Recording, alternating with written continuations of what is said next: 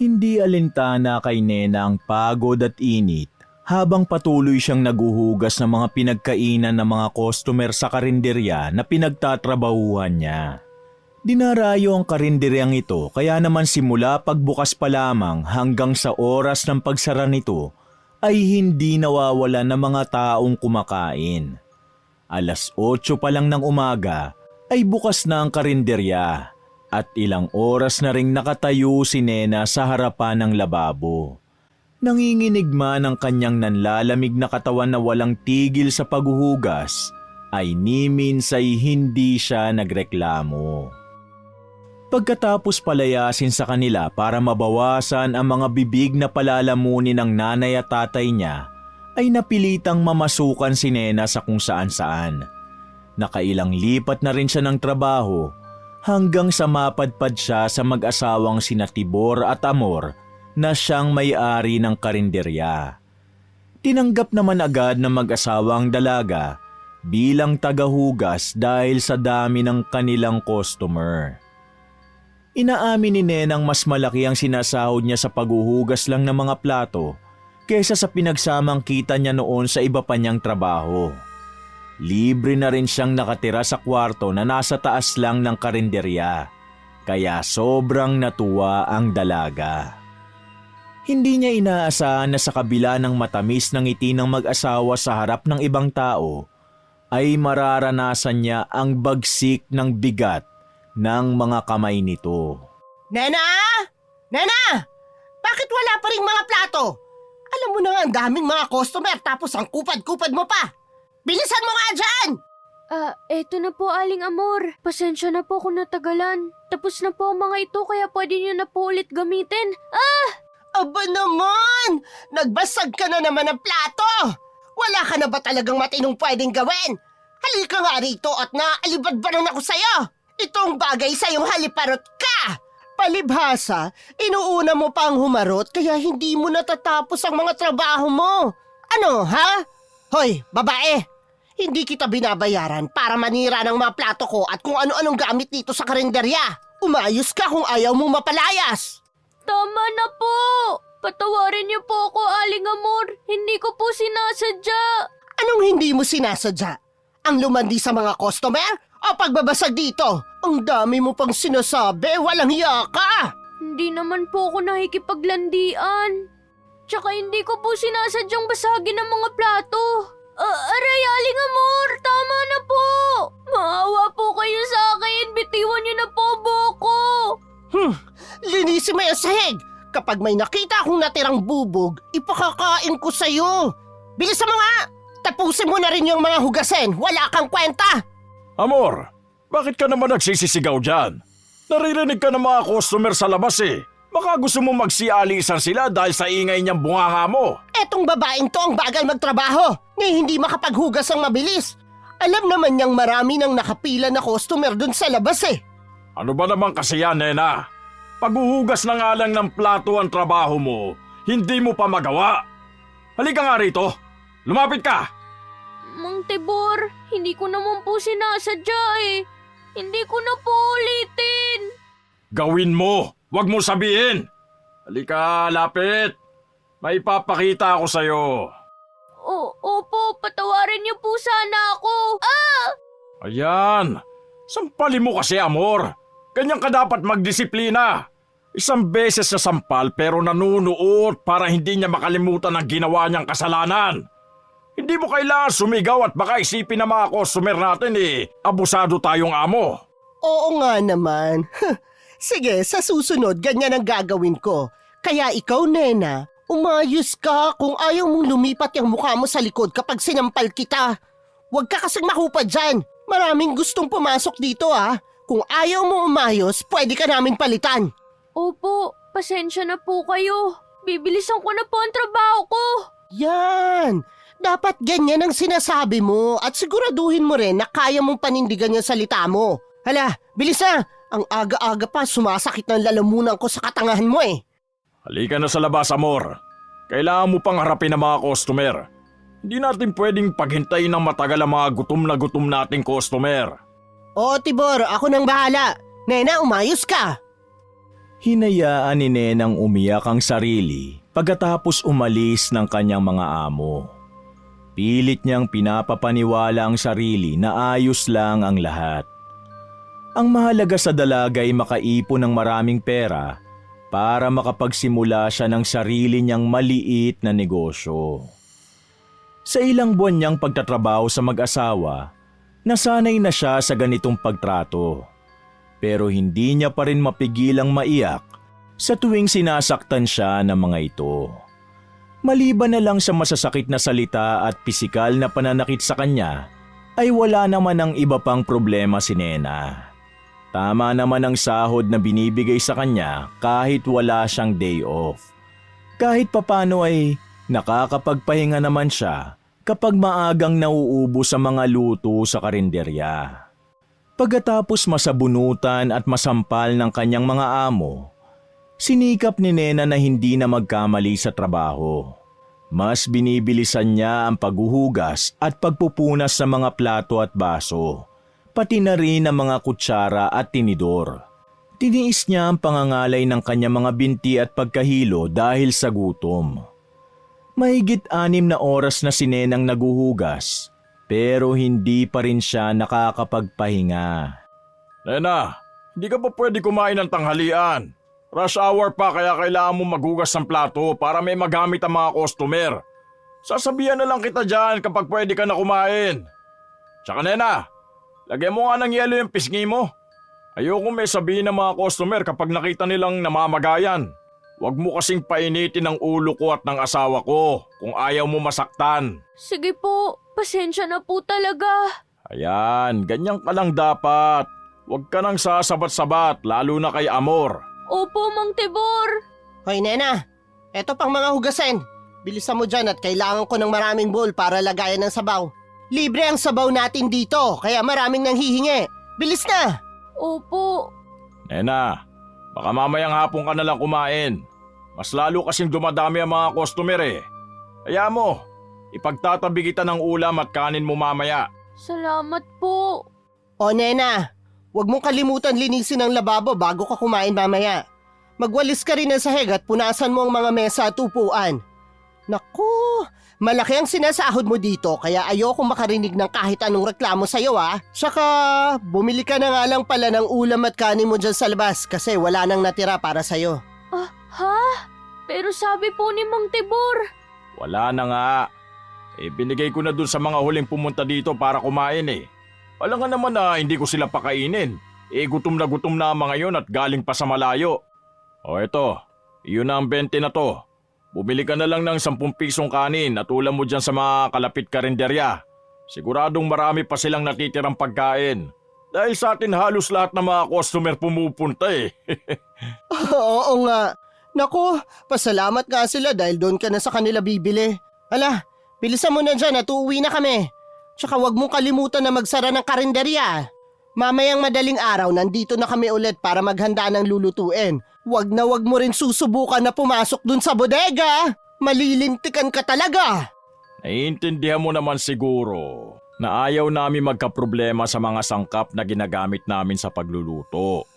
Lalo na yung mga karne. Kaya bawal ka dun sa bodega. Maliwanag? Opo, naiintindihan ko po. Bawal ka sa bodega. Yan ang mahigpit na palaging bilin ng mga amo ni Nena sa kanya. Minsan na ring nagtaka si Nena kung bakit gano'n na lang siya pagbawalan ng mga ito, pero hindi na lang niya masyadong inisip yon. Natatakot ang dalaga na baka kung ano pa ang gawin sa kanya ng mga amo kapag sinubukan niyang suwayin ang mga ito. Kaya hindi niya na inisip pa kung ano nga ba talaga ang laman ng bodegang yun. 3:00 ng madaling araw ay naalimpungatan si Nena. Marahan siyang umupo habang iniinda ang pananakit ng kanyang katawan. Kinusot ng dalaga ang kanyang mga mata bago tumayo at tignan kung dumating na ba ang mga amo niya. Pagkababa ni Nena ay bumungad sa kanya ang malansang amoy ng dugo. Agad siyang napatakip ng bibig, sabay atras. Oh, Nena, gising ka na pala. Kararating lang namin dala ang sariwang karne na gagamitin mamaya sa mga lulutuin. Magandang umaga po, Mang Tibor. May maitutulong po ba ako? Mas makakatulong ka kapag bumalik ka na lang sa pagtulog mo. Maaga pa naman kaya magpahinga ka na muna. Kami na ang bahala ni Amor dito. Gigisingin ka na lang namin mamaya kapag maghahanda na para magbukas ng karinderya. Ha? Talaga po? Naku, maraming salamat po. Inaantok pa nga rin po ako Di umalis ka na dito, matulog ka na ulit. Kung ayaw mo na matulog ka na lang habang buhay at tuluyang hindi magising.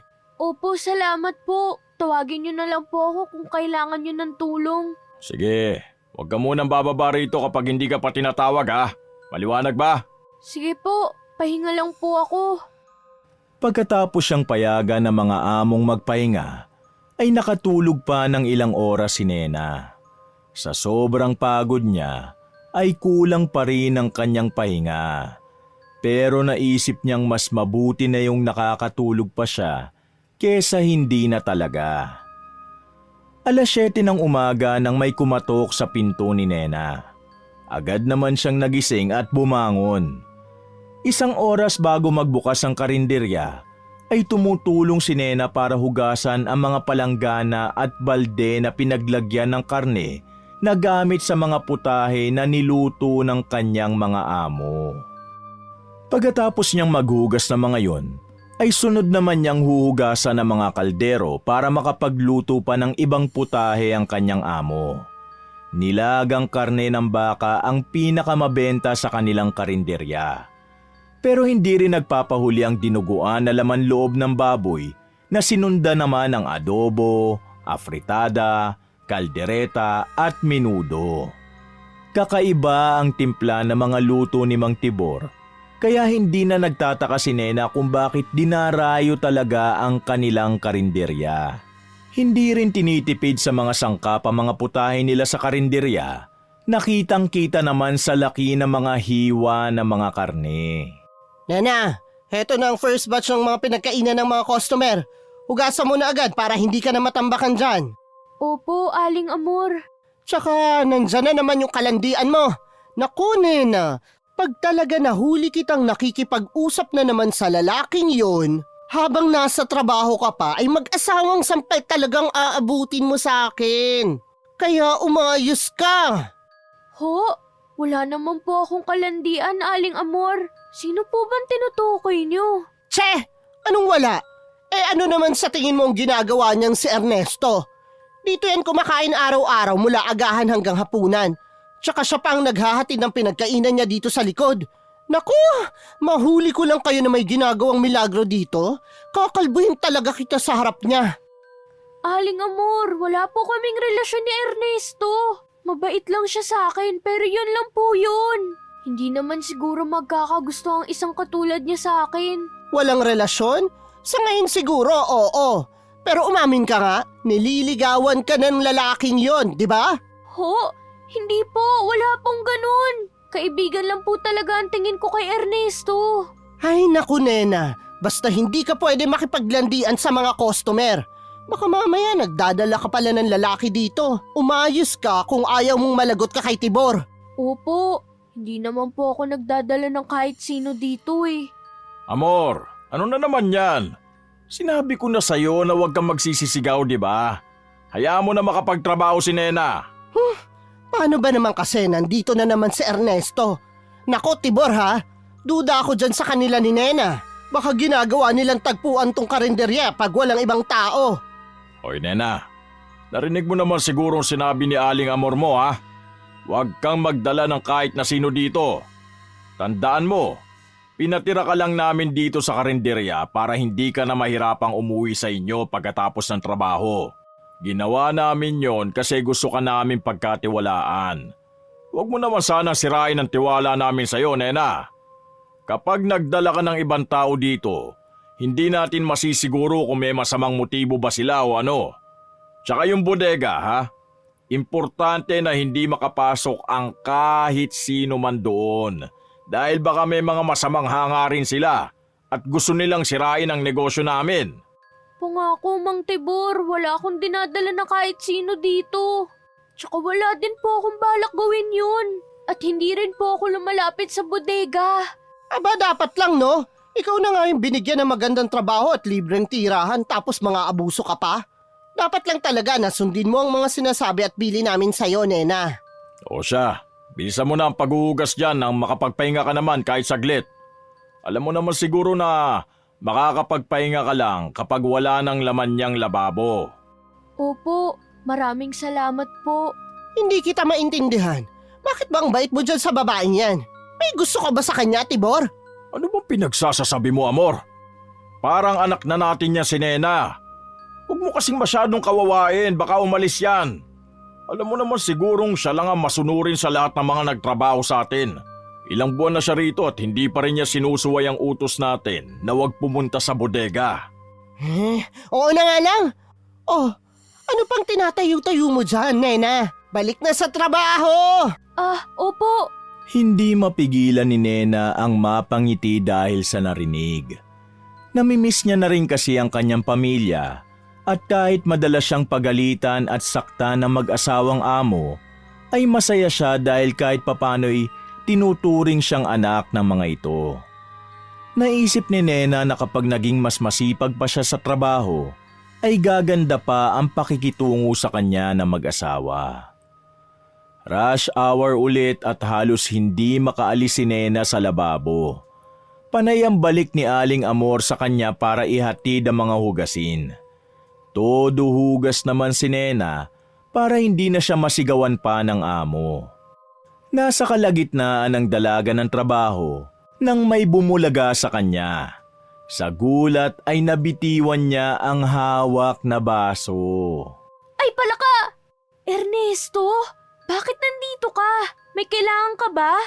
Nena, gusto mo ba tulungan na kita dyan? Mukhang marami kang hugasin ah. Marami rin kasing customer eh. Wag na Ernesto. Baka pagalitan pa ako ni Aling Amor eh. Tsaka tignan mo nga nakabasag tuloy ako ng baso. Lagot na naman ako nito mamaya kay Aling Amor. Ano ka ba? Di ka naman siguro niya papagalitan. Aksidente naman na nangyari. Ako lang bahala magpaliwanag. Anong aksidente? Anong magpapaliwanag? Nena! Sinasabi ko na nga ba nakikipaglandian ka na naman sa customer! Aling Amor, mali po kayo nang iniisip. Wala po kaming ginagawa. Hindi ka talaga nagtatanda. Sinabi ko na sa'yo, di ba? Bawal ka makipaglandian sa customer. Ikaw, Nena ka! Aling Amor, hindi naman sinasadya ni Nene eh. Tsaka wala po siyang kasalanan. Nagulat lang po siya nang dumating ako kaya nabitiwan niya yung baso. Huwag niyo naman pong saktan si Nena. Ganon. Ikaw palang may kasalanan eh. Di bayaran mo tong baso? Alam mo namang may trabaho yan dito tapos mang-iistorbo ka pa. Ernesto, ano bang pinunta mo dito? Kumain o painitin ang ulo ko? Umalis ka na nga kung tapos ka na kumain. Palagi ka na lang naman humihingi ng sabaw. Grabe naman po kayo makapagsalita. Alis na po ako. Pero huwag niyo nang saktan si Nena. Nagtatrabaho naman siya na maayos eh. Alam ko, nagtatrabaho talaga yan si Nena. Ikaw lang naman ang epal dito sa ginagawa niya eh. Alis na! Alis! Makaalis na nga, Nena. Sabihin mo sa akin pag sinaktan ka ni Aling Amor sasamahan kita magsumbong sa barangay. Ano ka ba? Hindi mangyayari yun. Umalis ka na nga. Ba't talagang? Nena, iabot mo nga sa akin yung walis tingting at nang mahampas kong lalaking to. Uy, huwag kang ganyan, Aling Amor. Diyan na nga kayo. Nena, usap tayo mamaya pagtapos ka na dyan ha. Hihintayin kita dun sa tindahan, sa tapat ng karinderya nyo. Hoy Ernesto, hindi ka papatulan ni Nena. Naku, nanggigigil ako sa lalaking yun. At ikaw naman, bakit mo hinahayaan na pumunta siya rito? Di ba bawal ang kahit na sino dito sa likod? Tayong tatlo lang ng Mang Tibor mo ang pwede dito. Hindi ko naman po siya pinapunta rito eh. Bigla na lang siyang dumating kaya nagulat din ako. Kung hindi mo sana siya kinakausap dati pa, di hindi ka rin niya pagtutuunan ng pansin. Palibasa, may bala ka rin na makipagkerengkeng sa lalaking yun eh. Maghanap ka naman ng matinong lalaki, Nena. Galing ka na nga sa hirap tapos papatol ka pa sa tambay. Palamunin lang din yan. Amor! Amor! Ano ba kanina pa kita tinatawag Bakit diyan ka na naman nag-iingay kay Nena? Halika tulungan mo ako mag-serve nitong special nilaga sa mga umorder. Ay, sandali! Nandyan na ako! Ay, buti na lang at isang sampal lang ang inabot ko. Hindi pa nga nawawala ang pamamaga ng pisngi ko dahil sa nangyari kahapon tapos nadagdagan na naman. Si Ernesto kasi. Pagkatapos mapagalitan ng amo niyang babae, sinikap ni Nenang mas lalo pang maging mabilis at maayos ang trabaho niya. Dahil sa dami ng mga pumapasok na customer, wala na ring oras pa si Aling Amor na pagalitan si Nena. 3:00 pa lang ng hapon ay nagsara na ang karinderya. Sold out na naman ang mga paninda dahil sa dami ng taong dumarayo. Naubusan na rin kasi ng mga sahog maliban na lang sa nilaga, kaya napilitan ng mag-asawang magsara na lang. Dahil maaga pa ay tumulong na rin ang mag-asawa kay Nena na maglinis ng karinderya. Habang naglilinis silang tatlo ay hindi maiwasan ni Nenang makinig sa usapan ng kanyang mga amo. Kagaya ng nakasanayan niya na, ay walang preno ang bibig ni Aling Amor habang nagrereklamo ito sa kanyang asawa. O di ba? Sold out na naman tayo. Sabi ko naman sa'yo hindi kasyang isa lang. Dapat talaga dinagdagan natin ng 2 pa para makaabot man lang tayo sa hapunan. Alam mo naman na marami talagang may gustong kumain dito sa karinderya natin. Alam ko, ano magagawa ko? Sa panahon ngayon, ang hirap maghanap ng supply. Buti sana kung may supplier pa tayo katulad nung dati. Simula nang umalis na yung nagsusupply sa atin ng karne, pahirapan na ang paghahanap. Mabuti nga at may nakuha pa tayo kagabi. Basta, pagkatapos natin dito, maghanap na agad tayo ng karne para bukas. Nakita mo naman siguro ang mga mukha ng customer natin na hindi nakaabot. Awang-awa ako sa kanila Kung saan lugar pa galing ang karamihan sa mga yun, no? Huwag mo nang masyadong isipin yon. Babawi na lang tayo sa susunod. Mabuti nga at maaga rin tayo nakapagsara ngayon makakapagpahinga rin tayo pati na si Nena. Anong makakapagpahinga? Maghahanap pa tayo ng pagkukunan ng karne para bukas, no? Tsaka ikaw, Nena, wag kang magpapapasok ng kahit na sino dito kapag wala kami. Ayoko talaga dyan sa Ernestong yan. Ilang beses ko nang sinabi na bawal siya dito sa likod pero hindi ka nakikinig. Nena, wala namang problema sa amin kung makipagrelasyon ka kahit kanino dyan. Hindi ka namin pipigilan. Pero kailangan mong sundin ang bili namin na huwag ka magpapasok ng kahit na sino dito sa karinderya. Lalo na sa bodega kapag walang pahintulot namin. May mga sikreto ang bawat negosyo. At ayaw naming malaman ng ibang tungkol sa amin. Pamilyar ka naman sa reputasyon ng karinderya na to, hindi ba? Ayaw namin magkaproblema. Kaya mas mabuti kung makikinig ka sa mga bili namin. Opo, Mang Tibor, Aling Amor. Hindi ako magpapapasok ng kahit sino nang hindi nagpapaalam sa inyo. Kapag naman nagpumilit pa si Ernesto na pumasok dito, ako na mismo ang tataboy sa kanya. Abay, dapat lang. Ang walang galang na lalaking yun? Pag hindi pa talaga siya tumigil, ulo na niya mismo ang susunod na isasalang ko sa kalan. Psst, Amor, ano ba yung pinagsasasabi mo? Tinatakot mo si Nena Okay lang po. Alam ko namang nagbibiro lang si Aling Amor Mabuti naman. O siya, tapos na tayo maglinis dito. Alis na kami, Nena ha. Ikaw na ang bahala habang wala kami rito. Magpahinga ka habang may libreng oras ka pa kasi bukas magdadagsaan na naman ang mga tao dito sa karinderya. Salamat po. Susulitin ko ang libreng oras na binigay niyo. Bukas po ulit. Nakahinga ng malalim si Nena nang umalis na ang kanyang mga amo. Hindi niya mapigilang mapangiti sa tuwa dahil sa wakas ay mahaba-haba ang libreng oras niya. Hindi kagaya ng dati na kahit madilim na ay hindi pa rin siya tapos sa kanyang gawain. Para kay Nena, wala nang masasaya pa maliban sa pagkakaroon ng mahabang pahinga. Pasado 4:00 pa lang ng hapon at hindi pa lumulubog ang araw. Kaya naisipan ni Nenang lumabas muna para magpahangin. Sa tagal niya nang nagtatrabaho sa karinderya, ay minsan lang siya magkaroon ng pagkakataong lumabas at maglakad-lakad sa hapon, kaya gusto niyang sulitin ito. Habang naglalakad ay napansin ni Nena ang mga tingin sa kanya ng mga tao sa paligid. Bigla siyang nakaramdam ng hiya dahil hindi niya kilala ang mga taong nakatingin sa kanya. Nena? Nena! Uy, buti naman at nakalabas ka. Pinayagan ka ng mga amo mo? Ernesto, ikaw pala. Umalis na sila Mang Tibor at Aling Amor. Maaga kasi kami nagsara. Kaya ito, naisip ko na magpahangin muna. Ganun ba? Mabuti naman. Mas malaya tayo makakapag-usap kapag dito sa labas eh. Kumusta na pala yung pisngi mo? Hindi na ba sumasakit? Ah, ito ba? Ayos lang. Di naman kalakasan yung sampal ni Aling Amor kanina. Nena, madalas ka bang saktan ng mga amo mo? Naku, kung ako sa'yo, umalis ka na lang dyan sa kanila. Siguro naman may iba ka pang mapagtatrabahuhan. Ano ka ba? Mabait naman ang mga amo ko. Kahit paminsan, napagbubuhatan nila ako ng kamay. Pero madalas, kasalanan ko rin naman kung bakit nila nagagawa yun. Tsaka saan pa ba ako makakahanap ng trabaho na may libreng matutuluyan at mataas ang sahod? Tapos libre pa yung pagkain ko.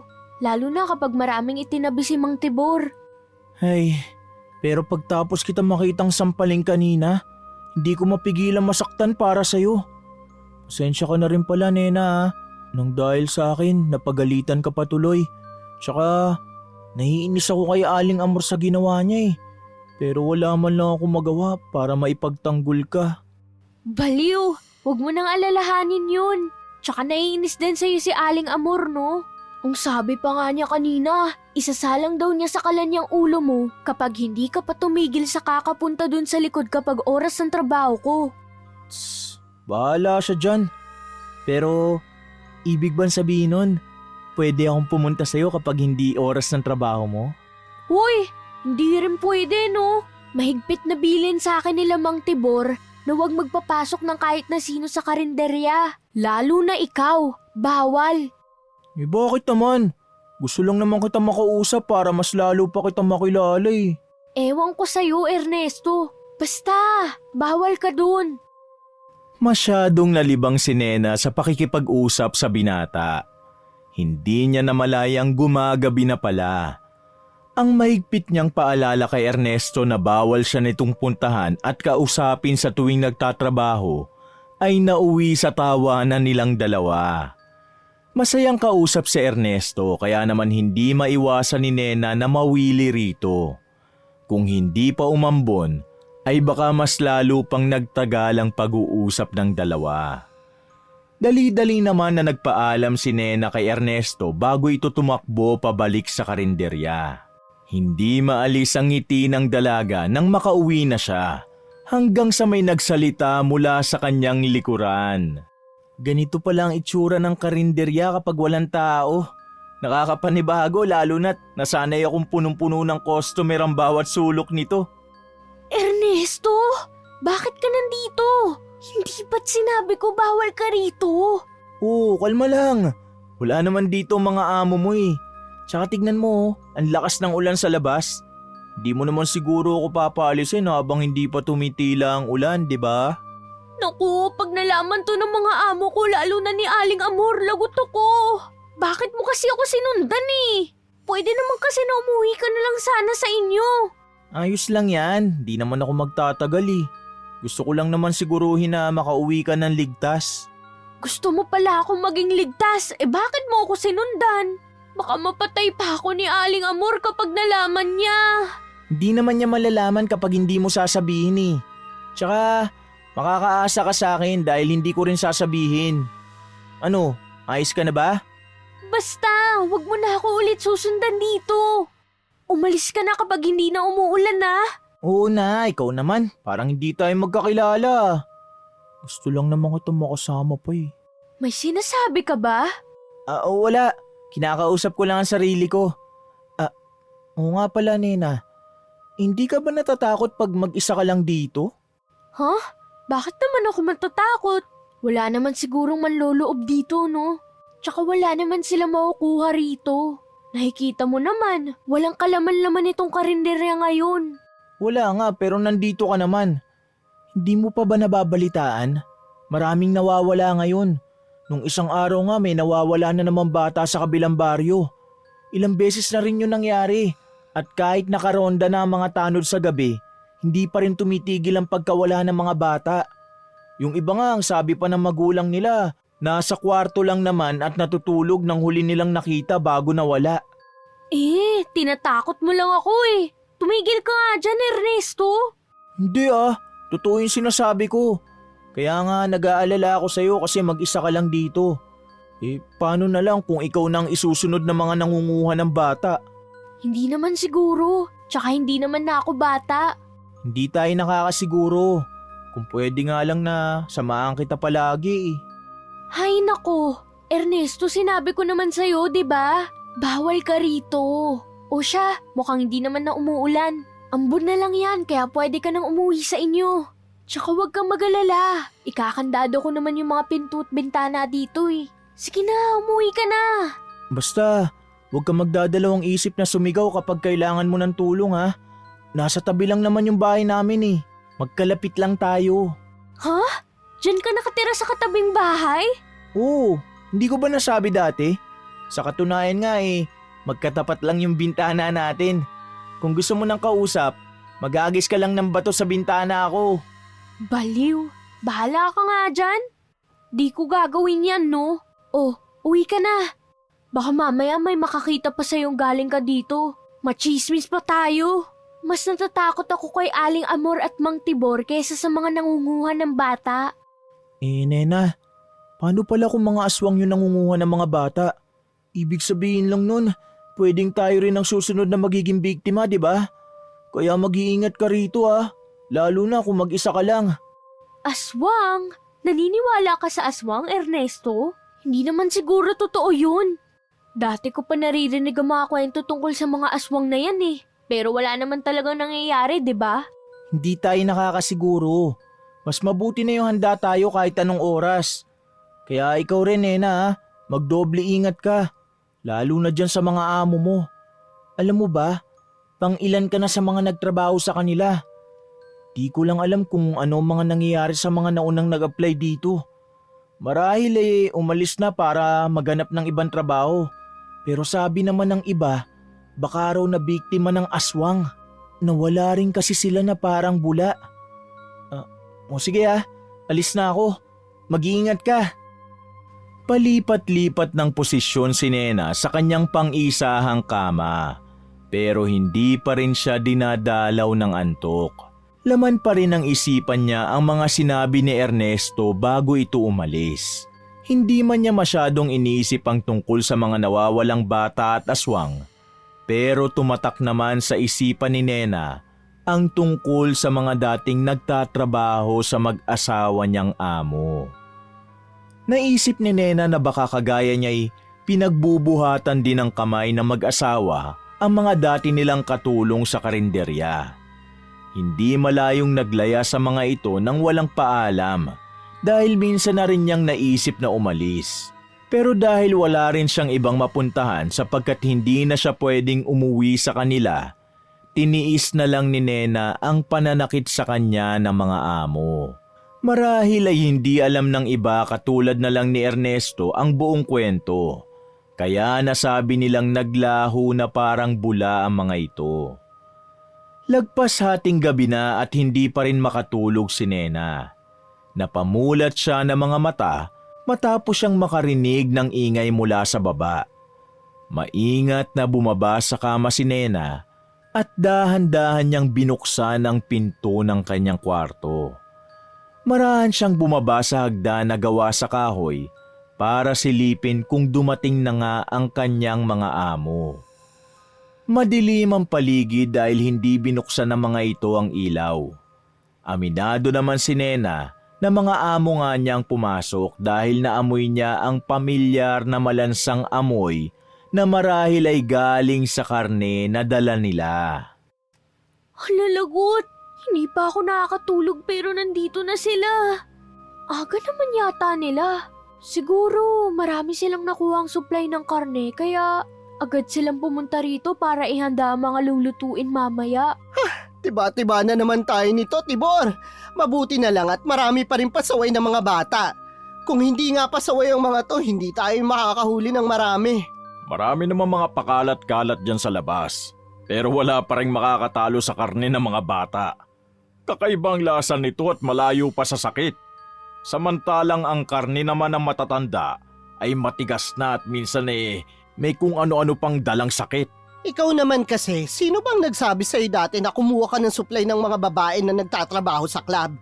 Malamang madudumi na ang katawan ng mga yon. Swerte na lang kung walang sakit ang madampot natin. Pero itong mga bata, siguradong sariwa at maganda ang lasa, hilaw man o luto. Oo nga, pero marami ng tanod ang lumalabas sa gabi. Kaya mahirap na at baka mahuli tayo. Kaya nga, kailangan maghanap na tayo ng supply sa ibang lugar. At hindi lang dito sa kalapit baryo natin. Kung wala talaga tayong mahanap, baka pwede na rin ang matatanda dyan sa tabi-tabi. Palalambutin lang ng matagal ang karne nila. May ilan pa sa bahay, pwede ng pang-emergency ang mga yon. Habang naghahanap tayo ng mapagkukunan sa ibang lugar. O sige, yan ang gawin natin. Tulungan mo na akong buhatin tong isa sa kanila. Dali na natin ang mga to sa bodega na makatay at malinisan na. Ang bigat naman pala ng isang to eh. Kung pwede lang natin sana utusan si Nena na tumulong dito. Ang hirap! Shh! Huwag kang maingay. Tulog pa si Nena kaya hayaan mo na muna siya makapagpahinga. Huwag ka na rin umasang tutulungan niya tayo sa ganitong gawain dahil hindi natin sasabihin sa kanya ang totoo. Paano pag nalaman pala niya na aswang tayo? Anong gagawin natin? Hindi yan. Maliban na lang kung susuwayin niya ang mga bili natin sa kanya. Tara na sa bodega. Habang mainit-init pa ang katawan ng mga bata. Hindi. Totoo ba ang mga narinig ko? Aswang ang mga amo ko. Pigil hininga si Nenang naglakad pabalik sa kanyang kwarto. Ilang beses niya nang kinusot ang mga mata hanggang sa humapdi na ang mga ito, pero nanatili pa rin siyang gising. Umaasa pa naman ang dalaga na sana'y nananaginip lang siya. Kinakabahan si Nenang bumalik sa kanyang kama. Mas lalo siyang hindi inantok pagkatapos ng kanyang mga narinig. Hindi man niya nakita kung may dala ba talagang taong biktima ang mga amo, ay sigurado naman ang dalaga sa kanyang mga narinig. Biglang naalala ni Nena ang mga sinabi ni Ernestong siyang lalo pang nagpakaba sa kanya. Paulit-ulit niya ring narinig ang boses ng mga amo sa isipan na nagsasabing bawal siya sa bodega. Sa wakas ay napagtanto niya ang ibig sabihin ng mga ito at kung bakit bawal siya roon. Nanginginig ang mga kamay na nagtalukbong ng kumot si Nena.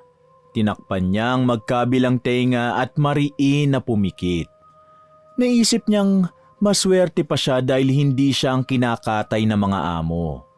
Gusto mang umiyak ng malakas ng dalaga, ay kinimkim na lamang niya ang nararamdaman hanggang sa makatulog siya na nanginginig pa rin ang katawan sa sobrang takot. Nena! Nena! Gumising ka na! Nena! Ano ba naman yan? Anong oras na oh? Kakupad mo naman! Sandali po. Heto na po, gising na po ako. Hoy! Anong oras na? Maya-maya magbubukas na tayo tapos hindi ka pa nakaligo? Ano? May ginawa ka kahapon oh? Bakit ba antok na antok ka?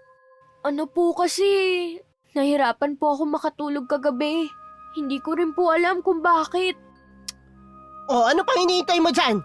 Mag-ayos ka na at marami ka pang hugasan ng mga kaldero.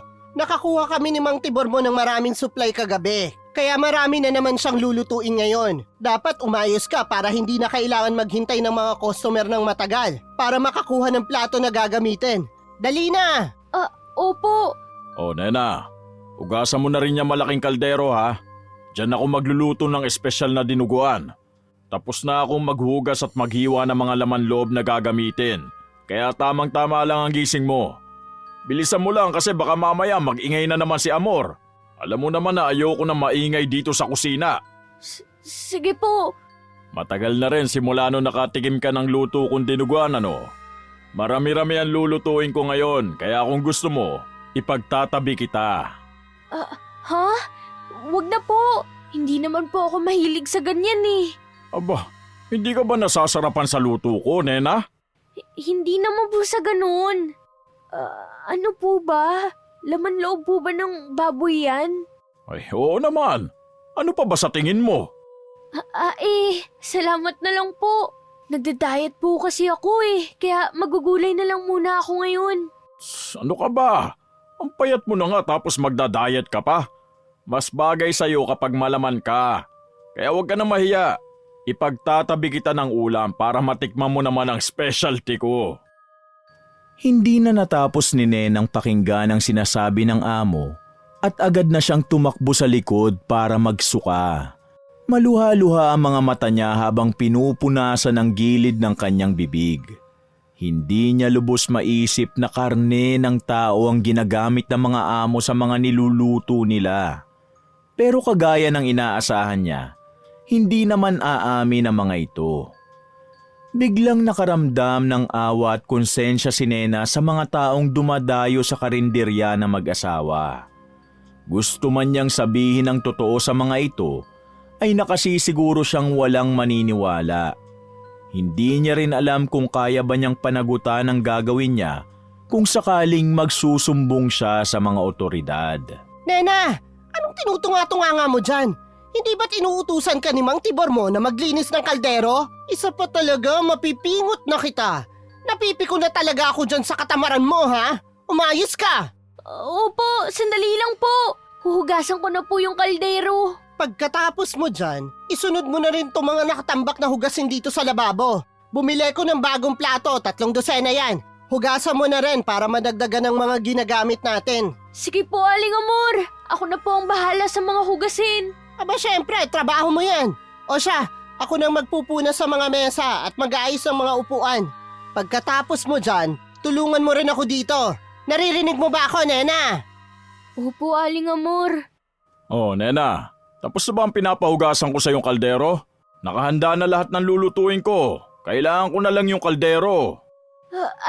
Eto na po, Mang Tibor. Kakatapos ko lang.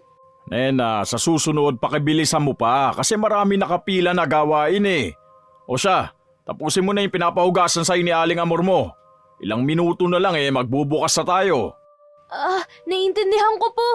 O sige, diyan ka na at magluluto na ako. Nena! Nena, tapos ka na ba dyan? Nena! Mariing napapikit si Nena kasabay ng pagbuntong hininga niya.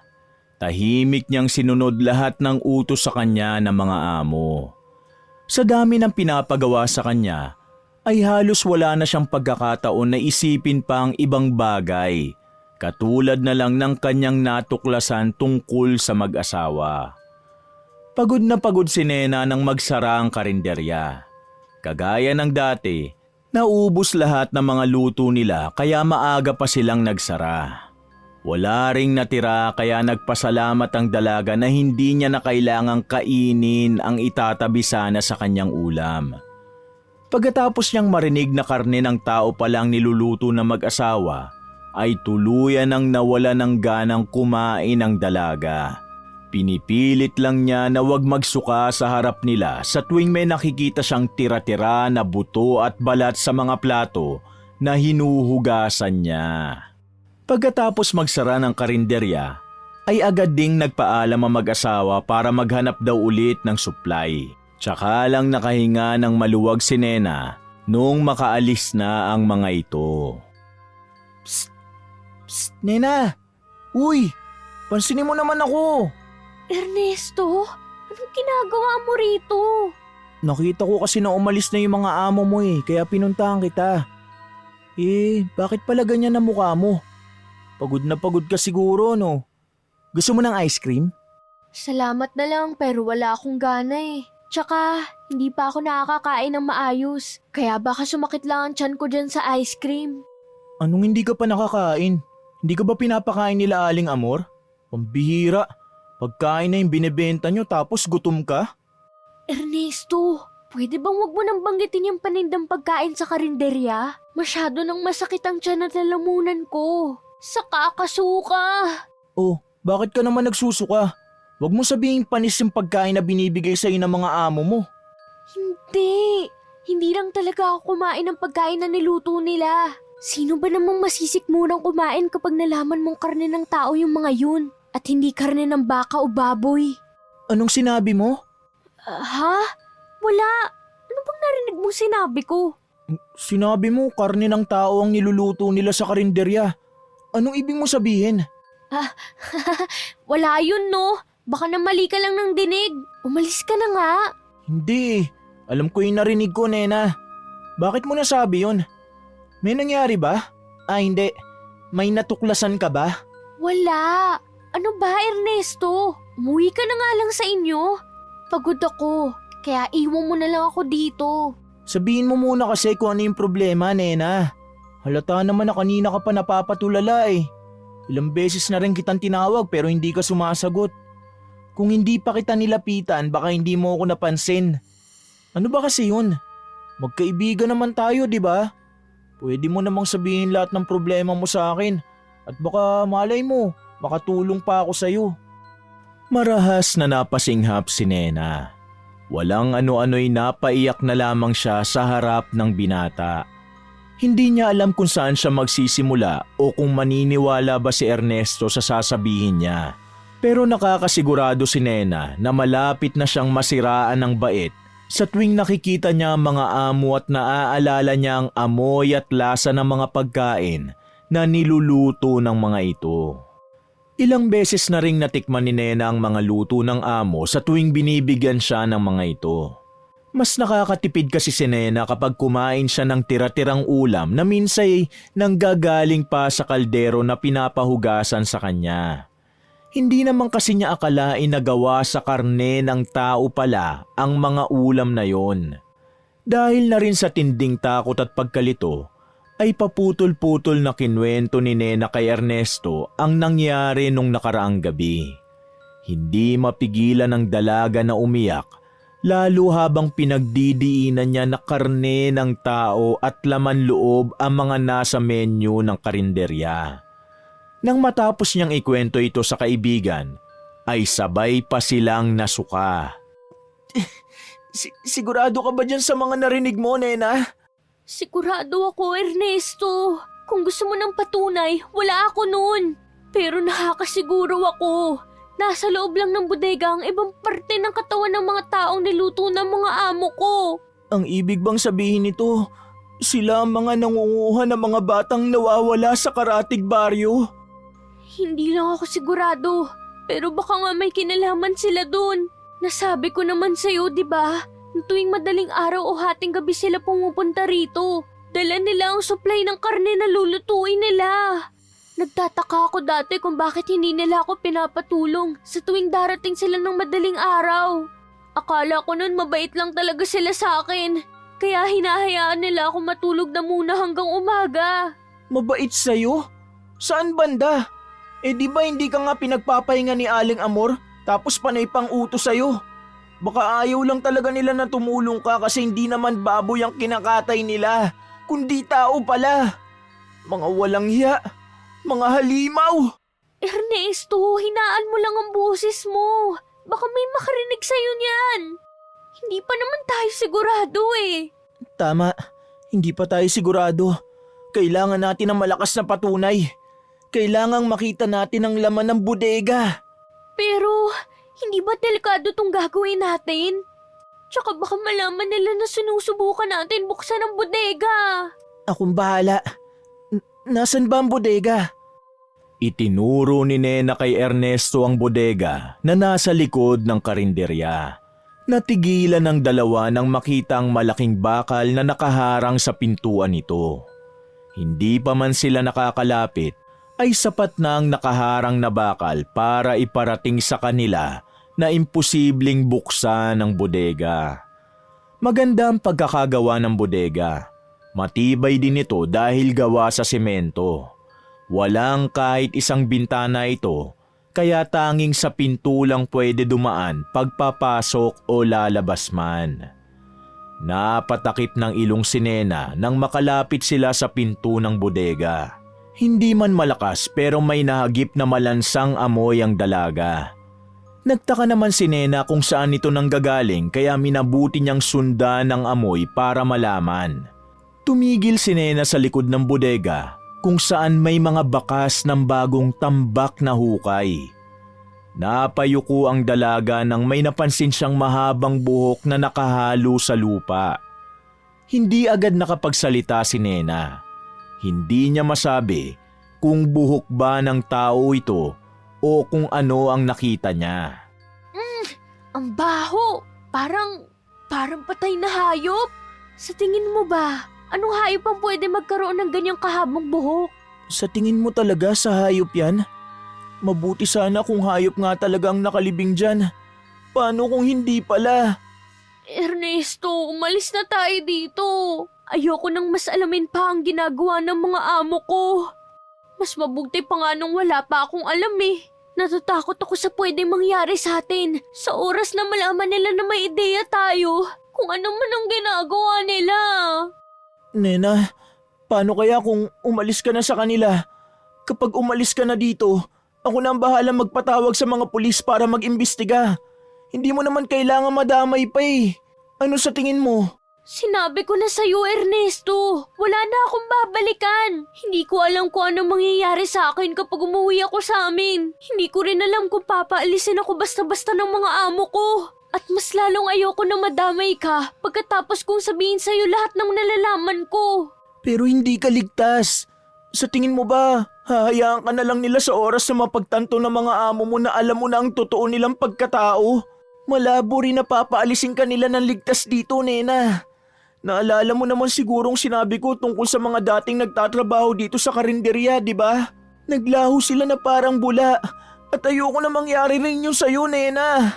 Paano kung naglayas lang sila? Paano kung hindi lang sila nagpaalam at umalis na lang kasi ayaw na nilang magtrabaho rito? Baka naman hindi lang nila kinaya ang trato ng mag-asawa sa kanila kaya nagsealisan sila, Ernesto.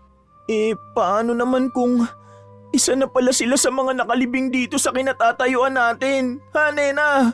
Paano kung gawin din sa'yo ng mag-asawang ginawa nila sa mga dating katulong nila at mga naging biktima? Hindi ako papayag na mangyari yun sa'yo, Nena. Kaya sundin mong payo ko na umalis ka na rito habang may pagkakataon ka pa. Pero, paano pala kung mali lang ako? Paano kung hindi naman pala totoo yung iniisip natin tungkol sa kanila? Totoo man o hindi, mas mainam pa rin na umalis ka na rito. Ayokong mabalitaan na lang na nawala ka na rin. Tapos ikaw na palang nasa loob ng bodega na yan. O di kaya, ang nakalibing dito. Basta, umalis na muna tayo rito, tumidilim na. Tsaka Ernesto, huwag mong ipagsabi sa iba ang tungkol sa sinabi ko ha. Hindi pa naman tayo nakakasiguro eh. Wala ka pa rin balak na umalis dito? Nena, hindi ka ligtas sa kamay ng mag-asawang yun. Kung gusto mo, sa amin ka na lang matulog. Ano sa tingin mo? Huwag na, dito na lang ako.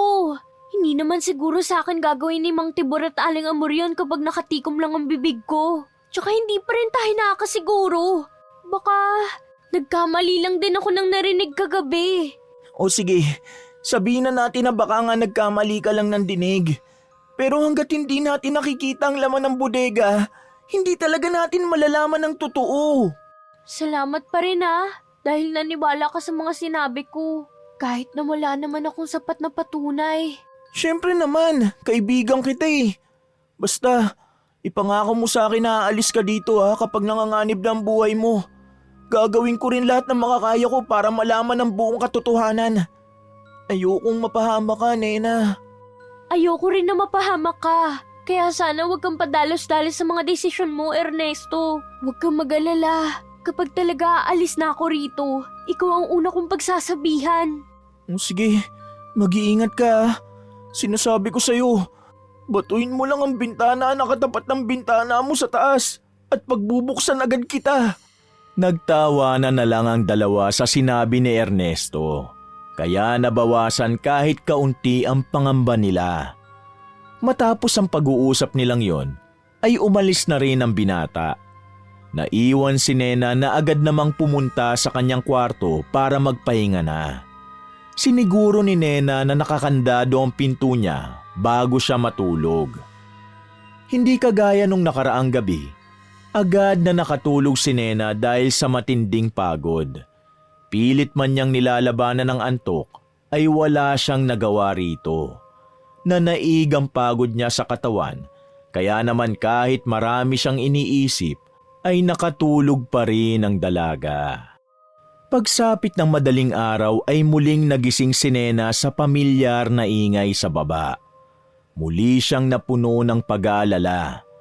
Gusto mang bumaba ng dalaga ay pinili na lang niyang manatili sa kanyang kwarto habang nakatitig lang sa pinto na para bang hinihintay niya na may kakatok dito. Sa kabutihang palad, hindi naman kinatok ng mga amo niya si Nena pero hindi na ulit siya nakatulog. Nakahinga lang siya ng maluwag nang tuluyan ng sumikat ang araw. Nagsimula nang mag-ayos si Nena at hindi pa man siya ginigising ay bumaba na siya para batiin ang mga amo. Magandang umaga po sa inyo. May maitutulong po ba ako? Oh, ang aga mo ngayon, Nena. Masarap siguro ang tulog mo kagabi, no? Ayos lang po. Gusto ko rin po kasi makabawi dahil sa nangyari kahapon. Hugasan ko na lang po ang mga kaldero para magamit niyo ulit mamaya. Oh, sige lang. Kuskusin mo na mabuti para mawala ang amoy, ha? Opo. Nagkukunwari ka pa, Nena. Alam ko naman kung bakit ganyan ka eh. Palibasa, katapusan na ng araw ng buwan ngayon. Nagbabait-baitan ka kasi sweldo. Che, akala mo naman may makukuha kang bonus. Kung ganito ka araw-araw, baka naisipan ko pang dagdagan yung sweldo mo. Kaso hindi eh. Makupad ka pa. Ay, oo nga pala. Sweldo po pala ngayon. Muntik ko na makalimutan. Salamat sa paalala, Aling Amor. Ikaw pa nakalimot? Tsaka wag kang masyadong matuwa dyan dahil ibabawas ko sa sahod mo ang halaga ng mga nabasag mong plato at baso nitong nakaraan. Sige po, naiintindihan ko po. Ay nako, Amor. Hayaan mo na nga na gawin ni Nena ang trabaho niya. Tsaka nagluluto ako rito, kaya huwag ka na muna maingay dyan. Pinagsasabihan ko lang naman tong babae na to. Baka kasi isipin niya na ayos lang na magbasag ng mga gamit dito. Naiintindihan ko po kayo, Aling Amor. Ikaltas nyo na lang po sa sahod ko yung mga nasira kong gamit. Pasensya na po kayo. Ayan, naiintindihan naman pala niya eh. Tsaka po, may sasabihin po sana ako. Ano na naman yun? Maliwanag naman siguro sa'yo na hindi ka pwede bumali dito. Bawal ang utang dito, Nena. Kaya wag ka nang sumubok pa. Hindi po, tungkol doon ang sasabihin ko, Aling Amor. O ano palang sasabihin mo? Dalian mo na at marami pa akong nakapilang gawin. Ano ba yun? Ano po kasi? Pwede po ba ako magbakasyon muna? Kahit 1 linggo lang po sana. Kahit 3 araw po. Ayos na po yung 3 araw. Bakasyon? Eh saan ka naman pupunta? Uuwi lang po sana ako sa amin. Matagal na rin po kasi simula nung makita ko ang mga kapatid at magulang ko. Kaya gusto ko sana silang bisitahin. Hindi pwede. Maraming gawain dito. Sinong maghuhugas ng mga plato pag wala ka? Tsaka biglaan naman yata itong naisip mong bakasyon. Bakit? May nangyari ba? Wala naman po. Naisip ko lang. Tsaka gusto ko rin ibigay sa pamilya ko yung natitirang sweldo ko. Sa bagay, ilang buwan ka na rin namang nagtatrabaho dito. Pag-usapan na lang natin yan sa susunod, Nena. Magtrabaho ka na muna dyan. Hoy Tibor, anong sinasabi mo na pag-uusapan? Wala nang pag-uusapan. Hindi siya pwedeng umalis. Sinong maghuhugas ng mga plato at kaldero kapag tayong dalawa lang ang nandito, ha? Kaya nga pag-uusapan na lang sa susunod, Amor. Maganang nagtrabaho si Nena buong araw. Iniisip niya kasing baka pagbigyan siya ng mga amo na magbakasyon. Pagkatapos pag-isipan ni Nena ang mga sinabi ni Ernesto, napagpasyahan niyang umuwi na muna sa pamilya niya para kumustahin na rin ang magulang at mga kapatid niya. Sa ganitong paraan, hindi na rin magdududa ang mga amo niya kung bakit biglaan na lang siyang umalis sa trabaho. Wala na ring balak bumalik pa si Nena sa oras na makaalis siya. Hindi man niya pinapakita sa mga amo, ay natatakot si Nena sa pwede nilang gawin sa kanya. Aminado siya na hindi malayong gawin siyang sisig ng mga amo niya dahil madalas maimbierna sa kanya si Aling Amor. Pero kahit na ganon, naisip ni Nenang magpanggap na lang na walang alam, lalo pa at wala siyang matatakbuhan kapag siya na ang target ng mag-asawa. 5:00 na ng hapon nang magsara ang karinderya. Marami rin naman ang dumayo para kumain, pero hindi katulad ng mga nakaraang araw. Malakas kasi ang ulan, kaya rin hindi nakapunta ang iba pang mga suking customer. Nena, halika rito. Oh, ito na pala ang sahod mo ngayong buwan ha. Nakapag-usap na rin kami ng asawa ko. Naibawas na niya ang halaga ng mga nabasag mo na plato at baso. Salamat po, Mang Tibor, Aling Amor. Mag-iingat na po talaga ako para sa susunod ay hindi na mabasag ang mga gamit niyo. Dapat lang talaga, Nena. Baka sa susunod wala ka ng sahurin kahit piso. Pasalamat ka pa nga at hindi ko kinuha lahat yan. Salamat po ulit. At tungkol naman dun sa gusto mo, mukhang malabo yun, Nena. Wala rin kasing katuwang ang Aling Amor mo dito sa kusina. Alam mo naman na mag-isa lang din siya nagsaserve sa mga customer. Kapag umalis ka, siya rin ang maghuhugas sa mga pinagkainan ng customer dito.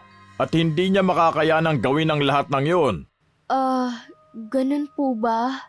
Kung gusto mo talaga magbakasyon, kailangan munang makahanap tayo ng pansamantalang ipapalit sa'yo.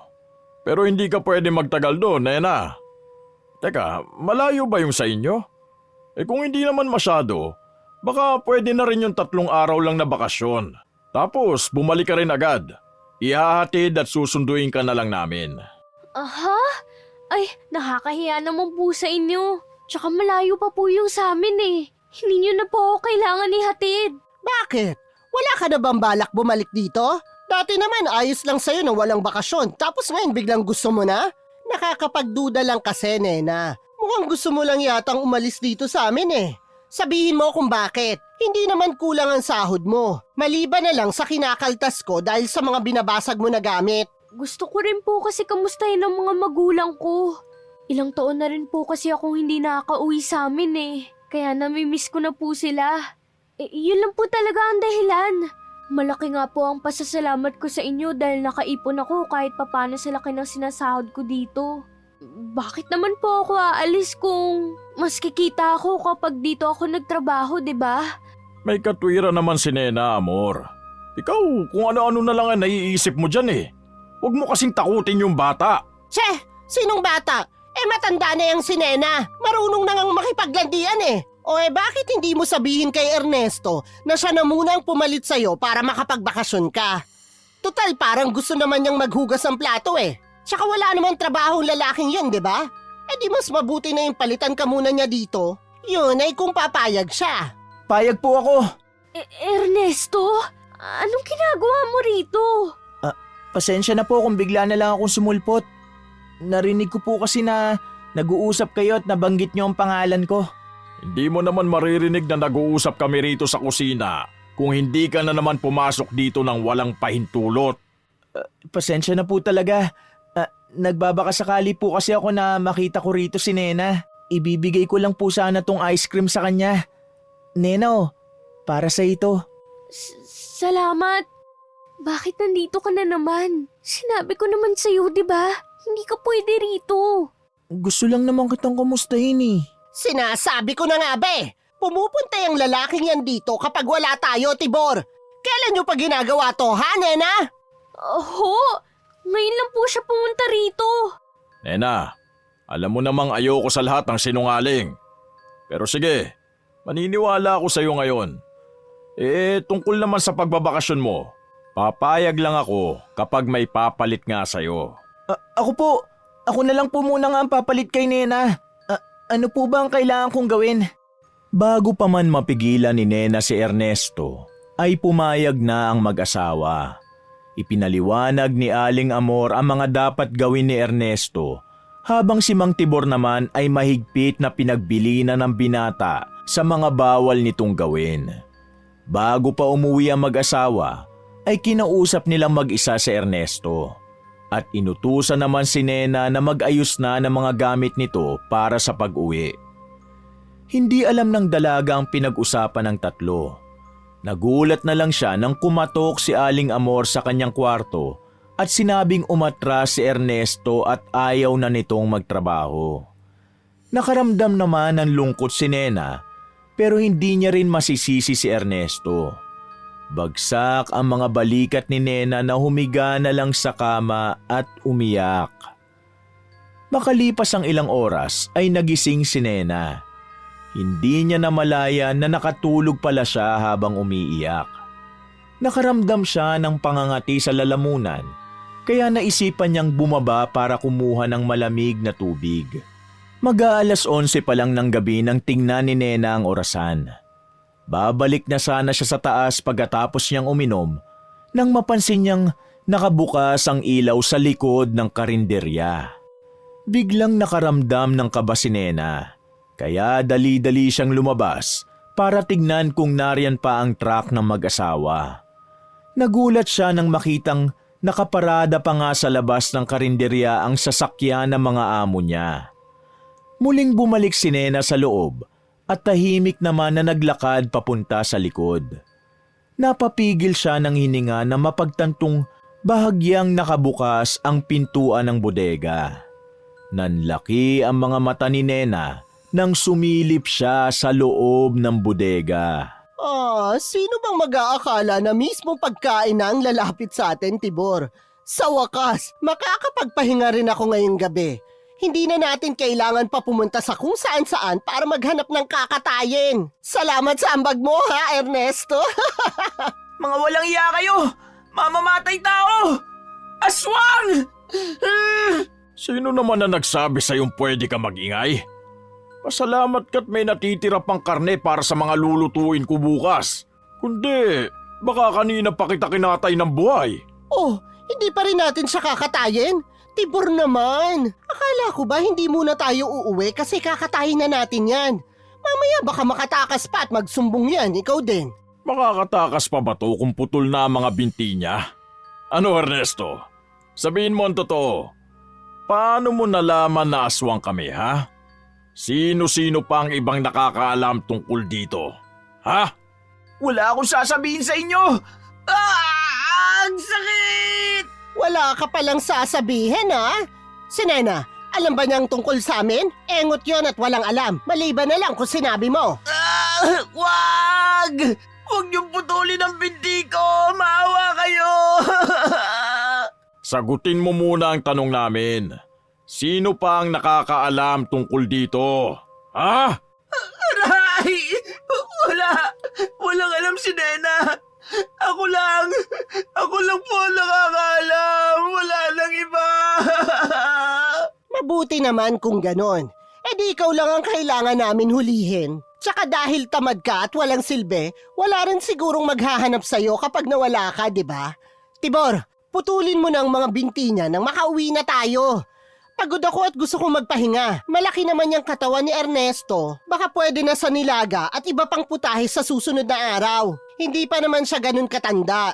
Kaya hindi tayo mahihirapan na magpalambot ng karne niya. O sige, napapagod na rin ako sa buong maghapon na pagluluto eh. Iabot mo sa akin yung itak nang maputol ko na ang mga binti nito. Takpa mo rin yung bibig niya ha. Ayokong makarinig ng sigaw kapag nagtatrabaho ako. Sandali, kukuha lang ako ng pantakip sa bibig. Teka, bakit nakabukas yung pinto ng bodega? Nena? Pakawalan niyo si Ernesto! Pakawalan niyo siya! Nena, kanina ka pa ba dyan? Hindi ka ba marunong sumunod sa mga bilin? Bawal ka rito! Bakit? Dahil ba dito niyo dinadala ang mga biktima niyo? Pati ba naman si Ernesto? Pakawalan niyo siya! Walang yakang babae ka? Halika rito! Tibor, hulihin mo si Nena! Kailangan patayin na rin siya! Nena! Takbo, Nena! Tumakbo ka! Ernesto! Hayaan mo na ako, Nena! Tumakbo ka na at tumingi ka ng tulong! Iligtas mo ang sarili mo! Maluhaluhang tumakbo si Nena palayo sa bodega. Nagpapasalamat siya at hindi niya tuluyang sinara ang pintuan sa harap ng karinderya. Humarurot ng takbo si Nena palabas sa kalsada habang humahabol naman sa kanya ang mag-asawa. Nagkasira-sira na ang suot na tsinelas ng dalaga pero hindi pa rin siya tumitigil sa pagtakbo. Habang tumatakbo siya para iligtas ang sarili sa kapahamakan, ay hindi makalimutan ni Nena ang mga nakita niya sa loob ng bodega. Maliban kay Ernestong nakatali at nakahiga sa mesa na nasa gitna ng kwarto, ay nakasabit din sa dingding ang mga putol na ulo ng mga naging biktima ng mag-asawa. Alam ni Nenang kahit anong paliwanag pa ang gawin nila Aling Amor at Mang Tibor, ay hindi na nila maitatago ang patong-patong na krimen na kanilang ginawa. Nena! Bumalik ka rito! Hindi! Ayoko! Mga aswang kayo! Mamamatay tao! Amor, kailangan na natin bumalik. May mga tao sa unahan. Kailangan natin balikan si Ernesto. Hindi pwede, Tibor! Kailangan muna natin hulihin si Nena! Paano kung makapagsumbong siya? Walang maniniwala sa kanya kung walang ebidensya. Kaya kailangan natin bumalik sa bodega para linisin ang mga magagamit laban sa atin. Hindi ko palalampasin ang pagkakataong ito! Tulong! Tulong! Saklolo! Aswang! May aswang dito! Talaga ba, Nena? Papatayin kitang babae ka! Bumalik ka rito! Tulong! Tulungan niyo ako! May aswang! May aswang dito! Dahil sa malakas na sigaw ni Nena, nagsilapitan ang grupo ng kalalakihan na nagiinuman sa kanto. Pinuntahan nila ang dalaga na hinahabol na mag-asawa. Agad naman na umatras sina Aling Amor at Mang Tibor nang makita nilang may mga palapit ng mga tao. Si Nena naman ay nagmakaawa na sundan ng kalalakihan ng dalawa na bumalik sa karinderya. Naluluhang ipinaliwanag ni Nena ang mga nangyari at sinikap nitong kumbinsihin ang mga tao na aswang ang mag-asawang may-ari ng karinderya. Dahil nga sa kalasingan ay naging hati ang opinyon ng mga kalalakihan. Ang iba'y naniniwala sa aswang, samantalang ang iba naman ay nagsasabing gawa-gawa lang ni Nena ang mga sinabi nito. Sa huli, pumayag din ang mga ito at sinundan nila ang dalaga papunta sa karinderya. Nagsilabasan din ang ibang tao sa kani-kanilang bahay matapos marinig ang malalakas na sigaw ni Nena. Kasama ang kapitan ng baryo ay nagsipunta sila sa karinderya ng mag-asawang aswang. Naabutan pa ni Nena ang sasakyan sa labas ng karinderya kaya naisip niyang hindi pa nakakaalis ang mag-asawa. Pero sa kabila ng lahat, nakapanlulumong senaryo ang inabutan ng dalaga sa bodega. Walang awang pinagkakagat ni Mang Tibor at Aling Amor ang putol na binti ni Ernestong nakatali pa rin sa metal na mesa. Ernesto! Nandito na ako! Humingi ako ng tulong! Ernesto! Ernesto! Huli na ang lahat, Nena. Kinain na namin ang buhay si Ernesto! Tulong! Tulungan natin si Ernesto! Hindi mo na maibabalik pa ang binti ng kaibigan mo, Nena. Ito ang kabayaran sa ginawa mong pagsira ng buhay namin. Hindi! Tigilan niyo yan! Huwag niyong kainin ang kaibigan ko! Nena! Tulong! Tulungan mo ako! Kinabukasan, naging usap-usapan ang tungkol sa nangyari sa karinderya. Hindi pa rin magawang tumigil ni Nena sa kaiiyak dahil sa sinapit ng kanyang kaibigan. Matapos maaktuhan ng mga sumama kay Nena ang pangyayari sa bodega ng karinderya, ay pinagtulungan ng lahat ang mag-asawa. Itinakbo rin agad si Ernesto sa ospital at agad namang naagapan ito. Yun nga lang, hindi na maibabalik ang nawalang binti nito na kinain na ng mag-asawa. Sa tulong naman ng lokal na otoridad, ay agad na hinuli sina Amor at Tibor. Dinala rin ang mga ito sa mental institution para ipatingin sa mga eksperto habang inoobserbahan pa ang kalagayan nila. Pagkatapos ng mga nangyari, hindi pa rin kumbinsido ang lahat na aswang ang mag-asawa. May naniniwala pa rin na may sakit lang ang mga ito sa kaisipan, kaya nila nagawa ang mga bagay na yun. Samantala, karamihan sa mga nakasaksi ay kumbinsidong aswang talaga ang mag-asawa. Malaki ang pasasalamat ng mga pamilya ng biktima na mag-asawa kay Nena dahil sa wakas ay nasagot na rin ang mga katanungan nila tungkol sa mga nawawalang kaanak. Pero para kay Nena, si Ernesto ang totoong bayani. Nagsisisi rin si Nena dahil hindi niya natulungan agad ang kaibigan. Nang magising na si Ernesto, ay agad itong binisita ni Nena sa ospital. Mapait na ngiti ang sumilay sa mga labi ni Nena habang nakatingin sa kaibigang si Ernesto na nakatulala lang. Hindi niya lubos maisip ang trauma ng kaibigan matapos nga ang pinagdaanan nito sa mag-asawang aswang. Dahan-dahang hinawi ni Nena ang mga hibla ng buhok na nakatakip sa mukha ni Ernesto para titigan ito sa mga mata. Ernesto, salamat sa lahat ng ginawa mo para sa akin. Patawarin mo rin sana ako kung naging duwag ako. Kung hindi dahil sa'yo, baka wala na ako rito ngayon. Pero dahil sa akin, nagkaganyan ka. Sana balang araw gumaling ka rin at bumalik ka na sa dating masiyahin kong kaibigan. Oo nga pala, uuwi na ako sa amin para bisitahin ang mga magulang at mga kapatid ko. Matagal na rin kasi simula nung huli ko silang makita eh. Kaya nandito rin ako para magpaalam sa'yo. Baka matagalan na bago kita mabisita ulit. Nena! Tumakbo ka, Nena! Takbo! Nandiyan na ang mga aswang! Nena, takbo! Iligtas mo ang sarili mo! Ernesto, patawad!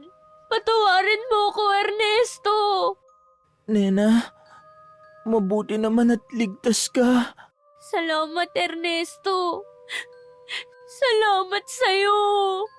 Bit-bit ang isang malaking bag at iilang supot ng pasalubong na dala para sa kanyang mga kapatid, ay binagtas ni Nena ang pilapil papunta sa kanilang munting tahanan. Malayo pa lang ay naririnig na niya ang masiglang tawanan at sigawan ng kanyang mga kapatid. Tumigil si Nena sa harap ng bakod na gawa sa kawayan.